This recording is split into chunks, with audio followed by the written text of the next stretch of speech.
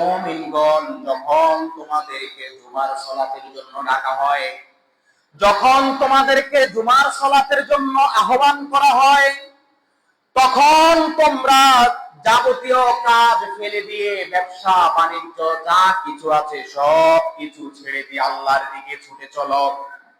তোমরা আল্লাহর স্মরণের দিকে ছুটে চলো। ইয়া আইয়ুহাল্লাযীনা আমানু ইযা নুদিয়া লিস-সালাতি মিন ইয়াউমিল জুমআহ, ইযা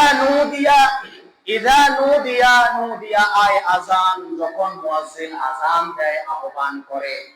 মুয়াজ্জিন যখন বলে হাইয়া আলাস সালাহ, সালাতের দিকে আসো, তখন এই আওয়াজ আপনার কানে দেওয়ার সাথে সাথে আপনার জন্য ফরজ হয়ে যায়। আপনি আপনার দোকান যদি খোলা থাকে, সাথে সাথে দোকানের শাটার লাগিয়ে দেবেন। আপনি যদি ক্ষেত কামারে থাকেন, সাথে সাথে সেখান থেকে উঠে আসবেন। আপনি যদি গাড়ি চালাতে থাকেন, যদি মুসাফির অবস্থায় থাকেন, তাহলে মাসালা ভিন্ন।